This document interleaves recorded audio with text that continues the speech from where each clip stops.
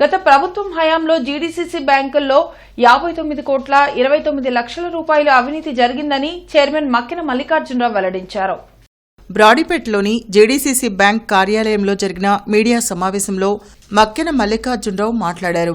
జిల్లాలో 6 బ్రాంచుల్లో నిధులు దుర్వినియోగం అయినట్లు గుర్తించి 10 కోట్ల 58 లక్షలు రికవరీ చేస్తామన్నారు. బాధ్యులందరిపైన క్రిమినల్ కేసులు నమోదు చేసి 4 డైరెక్టర్లను 1 మేనేజర్ను అరెస్టు చేయడం జరిగిందన్నారు.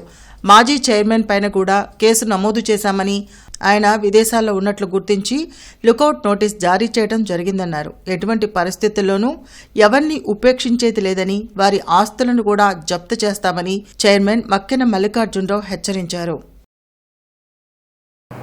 ఈ రోజున గుంటూరు జిల్లా కేంద్ర సహకార బ్యాంకు సంబంధించి పాలకవర్గ సమావేశం ఇప్పుడే నిర్వహిస్తూ ఉన్నాం. దానికి సంబంధించినటువంటి ఈ కూటమి ప్రభుత్వం వచ్చిన తర్వాత గత ప్రభుత్వ హయాంలో జరిగినటువంటి అవకతవకల మీద, అదేవిధంగా నిధులు దుర్వినియోగం మీద వీటన్నిటి కూడా సమీక్షించడం జరుగుతూ ఉంది. చర్యలను కూడా తీసుకునేదానికి ఏ విధంగా ముందుకు పోవాలి, కలెక్టర్ గారి ఇచ్చినటువంటి నివేదికలను కానివ్వండి, అది వారి ఆర్డర్స్ను కానీ ఇంప్లిమెంట్ చేసేదానికి ఈ రోజున సమావేశాన్ని ఏర్పాటు చేశాం. దానికి సంబంధించినటువంటి వివరాలు మీకు తెలియజేసేదానికి ఈ కార్యక్రమాన్ని ఏర్పాటు చేశాం. ఇప్పటి వరకు మనకి పత్తిపాడు, పొన్నూరు, వినుకొండ, అదేవిధంగా గురజాల, నల్లబాడు సంబంధించి మంగళగిరి 6 బ్రాంచులకు సంబంధించి రకరకాలైనటువంటి అక్రమాలు, అదేవిధంగా నిధులు దుర్వినియోగం జరిగింది. దాని మీద మేము ఈ 6 నెలల కాలంలోనే అనేక చర్యలు తీసుకోవడం జరిగింది. ఆ చర్యలను మీకు వివరిస్తూ ఉన్నాం. ఇక్కడ సీఈఓలుగా పనిచేసినటువంటి కృష్ణవేణి గారు, అదేవిధంగా అజయ్ కుమార్ మీద కూడా చర్యలు తీసుకోవడం జరిగింది, సస్పెండ్ చేయడం జరిగింది. బ్రాంచ్ మేనేజర్లను కూడా సంబంధించినటువంటి బ్రాంచ్ మేనేజర్ని సస్పెండ్ చేయడం జరిగింది. అదేవిధంగా గతంలో పనిచేసినటువంటి బోర్డు ఏదైతే సీతారామాంజనేయులు గారు వాళ్ళ బాడీ ఉందో వారందరి మీద కూడా చర్యలు తీసుకున్నాం. వారి మీద క్రిమినల్ కేసులు పెట్టాం. వాళ్ళని కొంతమందిని అరెస్ట్ చేయడం జరిగింది. అయితే ఆనాటి రాము గారు ఈరోజు కూడా ఎక్కడున్నది కూడా పోలీసు వారికి కూడా ఆచూకీ తెలకలేదు. దాని మీద లుకౌట్ నోటీస్ ఇవ్వటం కూడా జరిగింది. నేను స్వయంగా ఎస్పీ గారిని కలిసి మరి చర్యలు తీసుకోకపోతే ఎన్నాళ్ళైనా మేము క్రిమినల్ కేసు పెట్టాము, అరెస్టులు జరుగుతూ ఉన్నాయి, అతను ఎక్కడ ఉన్నానంటే దాని మీద విదేశాల్లో ఉన్నానని ఒక సమాచారం ఉంది అంటే దానికి లుకౌట్ నోటీస్ ఇచ్చారు. దానికి సంబంధించి కూడా చర్యలు తీసుకున్నాం. ఒక డైరెక్టర్లు అయితే 4 డైరెక్టర్లను అరెస్ట్ చేయడం జరిగింది, ఆ బ్రాంచ్ మేనేజర్ని అరెస్ట్ చేయడం జరిగింది. ఇవన్నీ జరుగుతూ ఉన్నాయి. నూతనంగా నిన్ననే గురజాల నుంచి కూడా ఒక నివేదిక వచ్చింది. అక్కడ కోల్డ్ స్టోరేజీలో కూడా నల్లబాళ్ళు ఏ విధంగా జరిగిందో అదేవిధంగా 11 కోట్ల 66 లక్షల రూపాయల అవినీతి జరిగింది అక్కడ. దాని మీద చర్యలు తీసుకునేదానికి ఈ రోజున బోర్డు తీర్మానాలు చేశాం. అక్కడ ఉన్నటువంటి కోల్డ్ స్టోరేజ్ యజమాని మీద, ఆ బాడీ మీద, మేనేజర్లుగా పనిచేసిన వ్యక్తుల మీద, అదేవిధంగా ఆ రోజు వారికి ఏదైతే లోన్ శాంక్షన్ చేశారో అక్రమంగా ఇదే రాము అండ్ బ్యాచ్ మొత్తం అంటే బోర్డుని, ఆ బోర్డు మీద కూడా క్రిమినల్ చర్యలు తీసుకునేదానికి ఈ రోజున పోలీస్ స్టేషన్లో కేసులు పెట్టి ఇక్కడ కూడా మేము తీర్మానాలు చేయడం జరిగింది. అయితే నేను మీ అందరికి కూడా మనవి చేసేది ఏంటంటే ఇప్పటివరకు గత ప్రభుత్వ హయాంలో మొత్తం 59 కోట్ల 20 లక్షల రూపాయలు అవినీతి జరిగింది. దీనికి సంబంధించి 10 కోట్ల 51 లక్షల రూపాయలు రికవరీ చేశాం మేము వచ్చిన తర్వాత. ఇంకా 48 కోట్ల రూపాయలు రికవరీ జరగాల్సినటువంటి వాస్తవం ఉంది. దీనికి సంబంధించి కూడా ఎవరైతే బోర్డు ఉందో అదేవిధంగా ఎవరైతే ఉద్యోగస్తులు ఉన్నారో వారందరి మీద కూడా లైబిలిటీ ఫిక్స్ చేసి అవసరమైతే వారి ఆస్తులు జప్తు చేసి కూడా ఈ నిధులను రాబట్టుకునేదానికి ప్రయత్నం చేస్తామన్నాం. కలెక్టర్ గారి ఉత్తర్వుల మేరకు అదేవిధంగా ప్రభుత్వ అధికారులందరూ కూడా సమాయత్తపరిచి ఇంకా కూడా యాక్షన్ తీసుకొని ఇంకా కొంతమంది అధికారుల మీద కూడా చర్యలు తీసుకుంటాం. ఎక్కడ కూడా నేను మనం చేసేది ఒక్కడే నిష్పక్షపాతంగా పనిచేసేదానికి ప్రయత్నం చేస్తూ ఉన్నాం.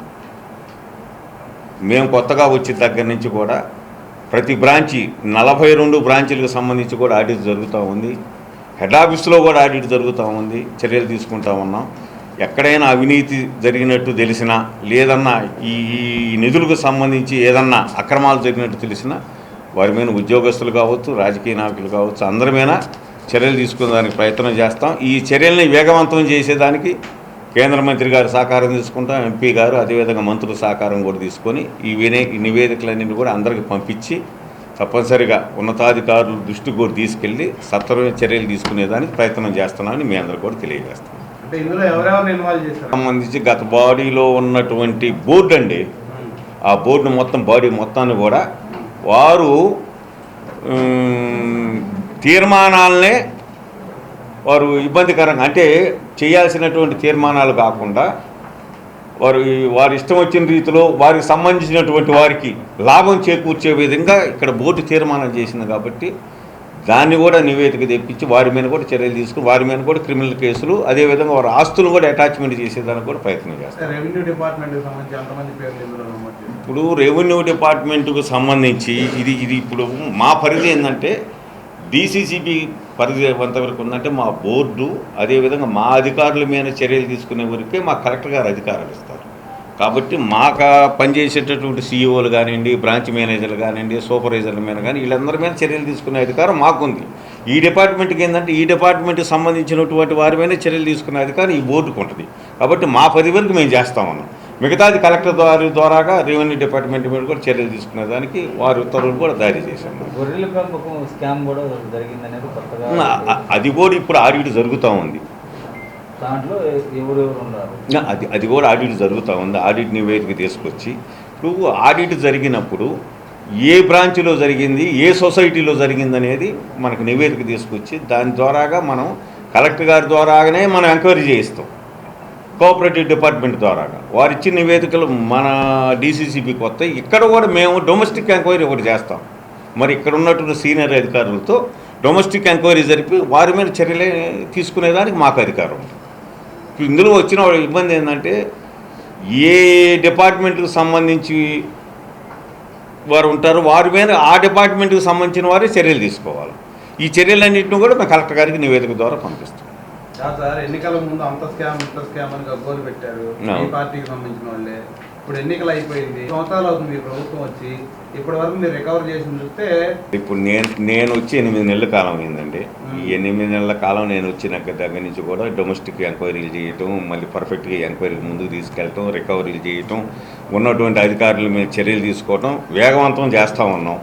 దీన్ని కూడా అతి త్వరలోనే ఇప్పుడు శాఖాపరంగా దీనికి ఏమైందంటే నోటీసులు ఇవ్వటం, దాని ఎంక్వైరీకి పిలవటం, ఎంక్వైరీ చేయటం ఇవన్నీ ఉంటాయి సహజంగా. ఇప్పుడు ప్రభుత్వ విధానాలు కొన్ని ఉంటాయి, మా విధానాలు దాటిపోవడానికి లేదు. మళ్ళీ కోర్టులు ఒకటి ఉన్నాయి, మధ్యలో కోర్టుకి వెళ్తున్నారు. ఆ కోర్టుకి వెళ్ళినప్పుడు కూడా ఆ కోర్టులో కూడా వారు తప్పించుకునేదానికి ఇబ్బంది చర్యలు తీసుకుంటాం. తప్పించుకునేదానికి వీలు లేకుండా మేము కూడా మా అడ్వకేట్ ద్వారాగా క్యావిట్లు వేయటం కానివ్వండి, లేకపోతే మేము కూడా ప్రొసీడ్ అయ్యి ఎట్టి పరిస్థితులు రికవరీ చేయడానికి ప్రయత్నం చేస్తాం. అంటే విచారణ జరుగుతున్నాయి అన్నీ కూడా ఎవరైతే నిందితులు చెప్పండి. తప్పలేదండి. నేనైతే ఏదైతే కలెక్టర్ నుంచి నివేదిక వచ్చిందో తక్షణమే స్పందిస్తున్నా. ఎక్కడ అవకాశం ఇవ్వటంలో కలెక్టర్ నుంచి నివేదిక వచ్చిన తర్వాత మాకు 7 రోజుల కాలం ఉంటుందండి బోర్డు మీటింగ్ తయారు చేయడానికి. ఆ 7వ రోజునే బోర్డు మీటింగ్, ఇది ఉంది సపోజు 7వ రోజునే బోర్డు మీటింగ్ పెట్టాము, ఈ రోజునే చర్యలు తీసుకుంటున్నాం, ఈ రోజునే సస్పెన్షన్లు చేస్తున్నాం, ఈ రోజునే షోకాజ్ నోటీసులు ఇస్తున్నాం. అదేవిధంగా గతంలో నల్లబాడు వచ్చినప్పుడు కూడా ఇమీడియట్గా ఇన్ టైంలోనే మాకు కలెక్టర్ నుంచి నివేదిక వచ్చిన తర్వాత వెంటనే ఇన్ టైంలోనే మేము చర్యలు తీసుకున్నాం. మాకు బోర్డులో ఉన్నటువంటి సీఈఓతో సహా సస్పెండ్ చేయడం జరిగింది. అదేవిధంగా ఏదైతే గత బోర్డు డైరెక్టర్లు ఉన్నారో ఆ డైరెక్టర్ల మీద కూడా పోలీసు శాఖ ద్వారా నేను స్వయంగా ఎస్పీ దగ్గరికి వెళ్ళి కూడా అరెస్టులు చేయించడం జరిగింది. ఎక్కడా అలక్ష్యం లేదు. ఎక్కడ ఇది రైతులది, రైతుల బ్యాంకు, ప్రతి రూపాయిని రికవరీ చేయాల్సిన బాధ్యత ఈ బోర్డుకు ఉంది, ఈ ప్రభుత్వానికి ఉంది. తక్షణమే దీంట్లో ఎటువంటి పార్టీలు కానీ ఎటువంటి వివక్ష కానీ ఉండదండి.